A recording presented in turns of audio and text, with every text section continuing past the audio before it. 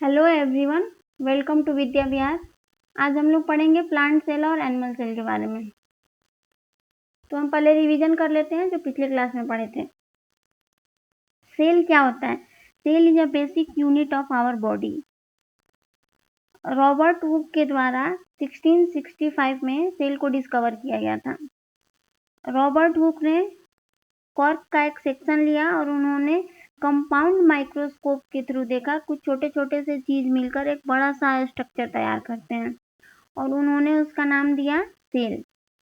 Cell मिलकर tissue बनाता है और टिश्यू मिलकर ऑर्गन्स बनाते हैं। प्रत्येक ऑर्गन्स के डिफरेंट शेप और साइज के सेल होते हैं, जैसे कि बोन्स के अलग होते हैं, लंग्स के अलग होते हैं। जितने भी लिविंग ऑर्गेनिज्म होते हैं सारे मल्टी सेलुलर होते हैं, जैसे हम इंसान, एनिमल बॉडी, प्लांट बॉडी, सारे मल्टी सेलुलर ऑर्गेनिज्म है। प्लांट सेल और एनिमल सेल। प्लांट सेल और एनिमल सेल ये दोनों जो होता है यूकैरियोटिक सेल है। प्लांट सेल और एनिमल सेल में कुछ डिफरेंसेस होते हैं और कुछ सिमिलरिटीज भी होती हैं। एनिमल सेल और प्लांट सेल की अरेंजमेंट जो होती है वो काफ़ी डिफरेंट होती है, क्योंकि प्लांट सेल में सेल वॉल प्रेजेंट होता है, जिसकी वजह से इसका अरेंजमेंट जो है काफ़ी सिस्टमेटिक तरीके से होती है। इसका प्लांट सेल का जो आउटर लेयर है वो सेल वॉल से बना होता है, लेकिन एनिमल सेल में जो है उसका जो आउटर लेयर होता है वो सेल मेम्ब्रेन का बना होता है। दोनों में न्यूक्लियस मेन पार्ट होता है। न्यूक्लियस जो है एंडोप्लाज्मिक रेटिकुलम से अटैच्ड होता है। जितने भी टाइप के सेल्स होते हैं सब में सेल मेम्ब्रेन, साइटोप्लाज्म और डीएनए पाया ही जाता है। सेल मेम्ब्रेन क्या होता है? सेल मेम्ब्रेन जो है सेमी परमिएबल होता है या लिपिड और प्रोटीन के बाइलेयर से बना होता है। इसका मेन फंक्शन होता है सेल के अंदर जाने वाले और अंदर से बाहर आने वाले मटेरियल को आइडेंटिफाई करना। साइटोप्लाज्म सेल में न्यूक्लियस और सेल मेम्ब्रेन के बीच में होता है। यह जेली लाइक मटेरियल होता है जिसके ऑर्गेनल्स जो होते हैं घूमते रहते हैं और ये मेनली बना होता है वाटर, सॉल्ट और प्रोटीन से। डीएनए क्या होता है? न्यूक्लियस में डीएनए होता है जो कि जेनेटिक मटेरियल है। न्यूक्लियस को सेल का ब्रेन कहते हैं। सेल का ब्रेन क्यों कहते हैं? जैसे कंप्यूटर में सीपीयू को ब्रेन कहा जाता है, वैसे ही सेल में न्यूक्लियस को ब्रेन कहा जाता है, क्योंकि जितना भी प्रोसेस होता है, जो भी प्रोसेस होता है, सारे प्रोसेस को न्यूक्लियस ही कंट्रोल करता है।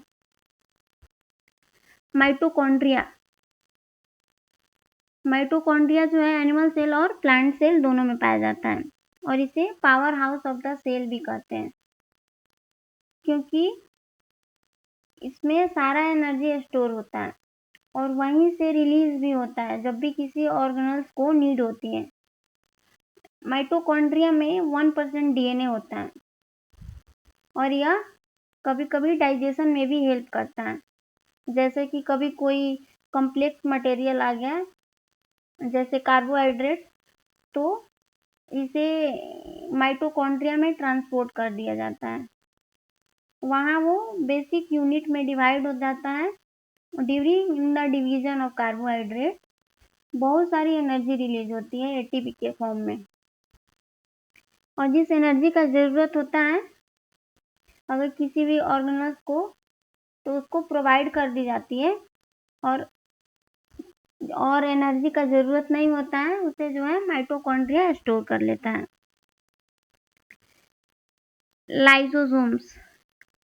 लाइसोसोम्स जो है एनिमल सेल में पाया जाता है। इसे सुसाइड बैग ऑफ सेल कहते हैं। इसका साइज वेरी करता है हर डिफरेंट सेल में। इसमें एंजाइम पाया जाता है जो कि डाइजेशन में हेल्प करता है। गोल्जी बॉडी, गोल्जी बॉडी को गोल्जी अपरेटस भी कहते हैं। ये प्लांट सेल और एनिमल सेल दोनों में पाया जाता है। इसको ट्रैफिक पुलिस ऑफ सेल भी कहते हैं। इसका काम होता है ट्रांसपोर्ट का, transport of liquid around the cells. Next है एंडोप्लाज्मिक रेटिकुलम। ये जो काफी इम्पोर्टेंट ऑर्गेनल है यूकैरियोटिक सेल्स का। यह production, processing and transport of proteins and lipids में हेल्प करता है। राइबोसोम्स, राइबोसोम्स जो है ये प्लांट सेल और एनिमल सेल दोनों में पाया जाता है, या कहें कि ये ऑल लिविंग सेल्स में पाया जाता है। Ribosomes are organelles and help produce protein with many different function in the body. ये प्रोटीन को सिंथेसाइज करता है। ये एंडोप्लाज्मिक रेटिकुलम से अटैच्ड होता है। सेल वॉल, सेल वॉल जो है प्लांट सेल में होता है। यह सेलुलोज का बना होता है और यह स्ट्रक्चरल सपोर्ट में यह स्ट्रक्चरल सपोर्ट एंड प्रोटेक्शन के लिए होता है। सॉरी। नेक्स्ट है वेसिकल्स।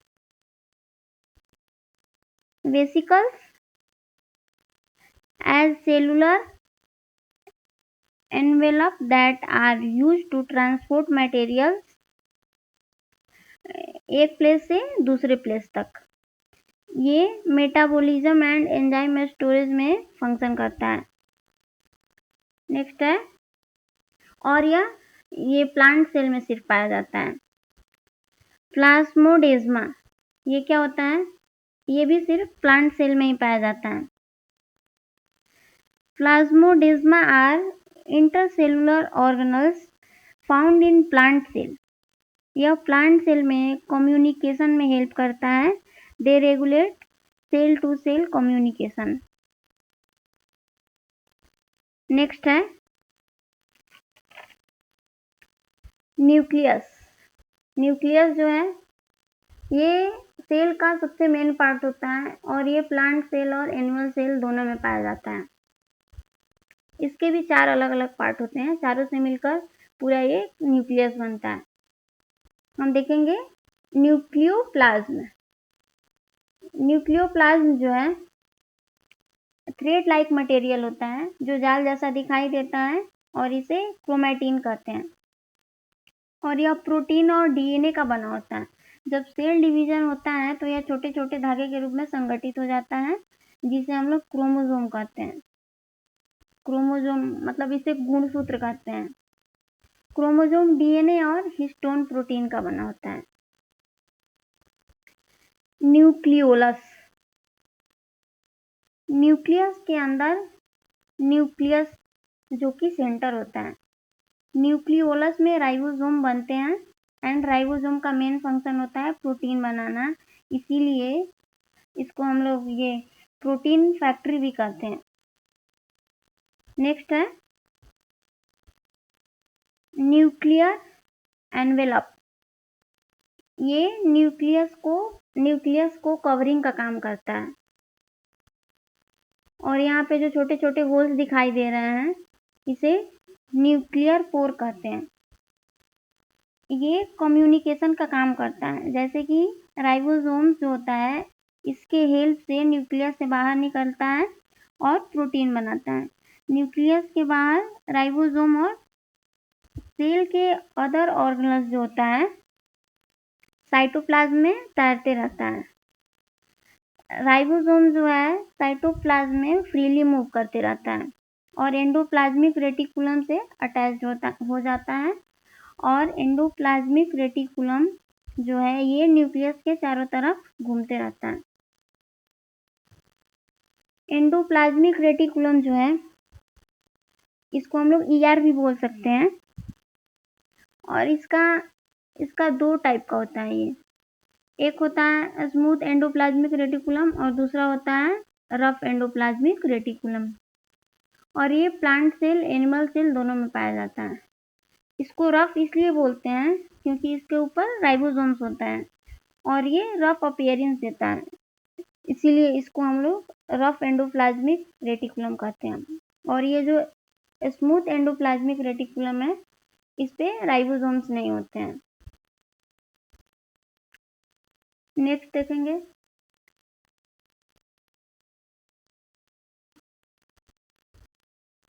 एंडोप्लाज्मिक रेटिकुलम हम लोग देख चुके हैं। गोल्जी apparatus, ये आप लोगों को नोट्स बनाने में इससे हेल्प होगा। लाइसोसोम्स, माइटोकॉन्ड्रिया, ये हम लोग पढ़ चुके हैं। ये देखेंगे हम लोग प्लास्टिड्स। प्लास्टिड्स क्या होता है? ये जो है फोटोसिंथेसिस में हेल्प करता है, और ये 3 टाइप का होता है, क्लोरोप्लास्ट, ल्यूकोप्लास्ट, क्रोमोप्लास्ट। क्लोरोप्लास्ट जो होता है इसके वजह से ये ग्रीन कलर का होता है, और इसके अंदर जो होता है क्लोरोफिल पाया जाता है। इसके हेल्प से प्लांट्स जो हैं वो फोटोसिंथेसिस करके अपना जो है भोजन बनाते हैं। नेक्स्ट है ल्यूकोप्लास्ट। ये जो होता है ये कलरलेस होता है, और ये प्लांट के उन कोशिकाओं में ये प्लांट के उन सेल्स में पाया जाता है जहाँ पे जो होता है सनलाइट नहीं पहुँच पाता है, जैसे कि जड़ हो गया, पौधे का जो जड़ होता है। नेक्स्ट है क्रोमोप्लास्ट। ये जो होता है जैसे फ्रूट्स हो गया, फ्लावर हो गया, प्लांट्स के जो भाग रंगीन होते हैं उसमें ये कलर लाने का काम करता है। नेक्स्ट है वैक्यूल्स। ये क्या होता है? ये सिर्फ प्लांट सेल में पाया जाता है, और इसमें जो होता है ये तो ऐसे जब इसको माइक्रोस्कोप से देखते हैं तो ये खाली स्पेस, एम्प्टी स्पेस दिखता है, लेकिन ये एम्प्टी नहीं होता है, ये फ्लूइड से भरा होता है। फ्लूइड से भरा एक सेल ऑर्गेनल्स है। ये वेस्ट प्रोडक्ट को स्टोर करता है, और इसमें जैसे प्रोटीन हो गया, फैट, कार्बोहाइड्रेट को भी स्टोर किया जाता है। और कुछ प्लांट्स ऐसे होते हैं जिसमें ये 50 to 90% तक वॉल्यूम ऑक्यूपाई करता है। यह सेफ स्टोरेज स्पेस प्रोवाइड कराता है। Cell wall, nucleus, cytoplasm, plasma membrane, cell division. Cell division क्या होता है? सेल डिवीजन में सेल का नंबर जो है वो बढ़ते जाता है। सेल डिवीजन में एक जो मैच्योर सेल होता है वो डिवाइड होकर 2 डॉटर सेल्स बनाता है। कुछ यूनिसेलुलर ऑर्गेनिज्म जैसे कि अमीबा हो गया, बैक्टीरिया, उसके लिए सेल डिवीजन ही रिप्रोडक्शन का तरीका है। हम जैसे मल्टी सेलुलर में ग्रोथ, रिपेयर एंड रीजनरेशन में हेल्प करता है सेल डिवीजन। सेल डिवीजन में जो होता है 2 इम्पॉर्टेंट प्रोसेस होता है। एक होता है इंटरफेज में वॉल्यूम इंक्रीज होता है और जेनेटिक मटेरियल डुप्लीकेट हो जाता है, और एक सर्टेन साइज तक ग्रो होने के बाद सेल जो है माइटोटिक फेज में चला जाता है, जो कि दूसरा प्रोसेस है। इस फेज में है डॉटर सेल जो है वो दो भागों में डिवाइड हो जाता है। सेल डिवीजन 2 तरह का होता है। एक होता है माइटोसिस। ये जो होता है ऑल लिविंग सेल्स में ग्रोथ से लेकर रीजनरेशन तक का जो नीड है उसको पूरा करता है। नेक्स्ट देखेंगे हम लोग इसका एग्जाम्पल देखते हैं कि ये कैसे होता है। एक ह्यूमन सेल में जो है 46 क्रोमोसोम होते हैं और इंटरफेज में डुप्लीकेट होकर ये 92 हो जाते हैं। फिर माइटोसिस के एम फेज में ये प्रवेश करते हैं, जहाँ पे ये 2 डॉटर सेल में प्रोड्यूस होता है और दोनों में 46 क्रोमोसोम होते हैं। जेनेटिक मटेरियल के डुप्लीकेट होने की वजह से डुप्लीकेशन और इक्वल शेयरिंग के कारण जो होता है, दोनों डॉटर सेल एक दूसरे के क्लोन्स होते हैं। माइटोसिस सारे लिविंग सेल में होते हैं। दूसरा होता है मायोसिस। ये जो होता है ये सिर्फ जर्मिनल सेल में प्रोड्यूस होता है, जैसे मेल और फीमेल में। यहाँ पे हम लोग देख सकते हैं मेयोसिस में ये जो होता है, इसका जो एम सेल में एम फेज में जो प्रवेश करता है, वहाँ पे ये जो 2 डॉटर सेल बनाता है, वहाँ से फिर इसका दोबारा सेल डिवीजन होता है, जिसके लिए ये यहाँ पे 4 बन जाते हैं और उनमें जो होता है 23 क्रोमोसोम होते हैं। इसीलिए इसको हम लोग रिडक्शनल डिवीजन भी कहते हैं। नेक्स्ट है प्लांट सेल और एनिमल सेल का डिफरेंस। प्लांट सेल जो होता है यूजुअली साइज में बड़ा होता है एनिमल सेल से। प्लांट सेल जो है अपना शेप चेंज कर सकता है, एनिमल सेल अपना शेप चेंज नहीं कर सकता है। प्लांट सेल में प्लास्टिड होता है क्योंकि ये फोटोसिंथेसिस करता है। एनिमल सेल में प्लास्टिड नहीं होता है क्योंकि एनिमल सेल को जो है फोटोसिंथेसिस करने का नीड नहीं होता है। लाइसोसोम रेयर होता है प्लांट सेल में। एनिमल सेल में ये तो मतलब जरूरी है, ये होना ही है। इसके सहायता से ही, क्योंकि इसमें एंजाइम पाया जाता है जो डाइजेशन में हेल्प करता है। हम यहाँ देखेंगे प्लांट सेल में जो होता है, इसमें सेल वॉल होने की वजह से हिपोटेनिक सॉल्यूशन में ये बस्ट नहीं होता है, लेकिन एनिमल सेल में तो ये सेल वॉल नहीं होता है, जिसके लिए ये बस्ट हो जाता है। तो आज के लेक्चर में इतना ही।